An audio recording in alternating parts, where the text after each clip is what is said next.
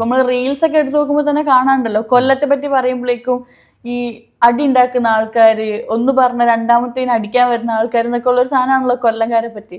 അപ്പൊ ഈ ഫിലിമിന്റെ സെറ്റിലൊക്കെ ഇരിക്കുമ്പോഴേക്കും അങ്ങനത്തെ ഒരു ഇത് പറയാറുണ്ടോ?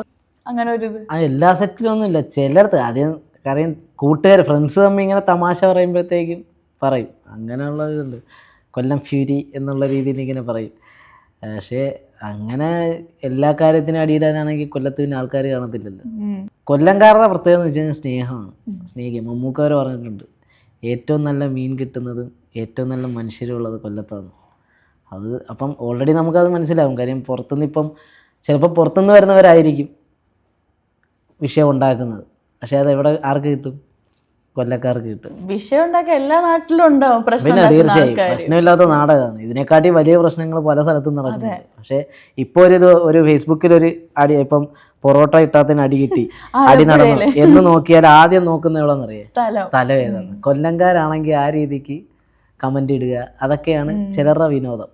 പക്ഷെ അങ്ങനെ കൊല്ലത്ത് അങ്ങനെ പ്രശ്നമൊന്നും അത് ഈ എന്താ പറയുക, ഈ ഇങ്ങനെ പ്രശ്നം ഉണ്ടാക്കുന്നത് നമ്മുടെ ഹാർപ്പിക്കിന്റെ പരസ്യത്തിലൊക്കെ ഈ ചാകാത്ത അങ്ങനത്തെ സാധനങ്ങളാണ്. അതിന് ഹാർപ്പിക്ക് എന്ത് വിഷം ഒഴിച്ചാലും അതൊന്നും ചാകത്തില്ല. അങ്ങനത്തെ ആൾക്കാരാണ് ഈ പ്രശ്നം ഉണ്ടാക്കുന്നത്. എന്നിട്ട് അവസാനം വന്നു വീഴുന്നത് മൊത്തത്തിലുള്ള അത്രയേ ഉള്ളൂ.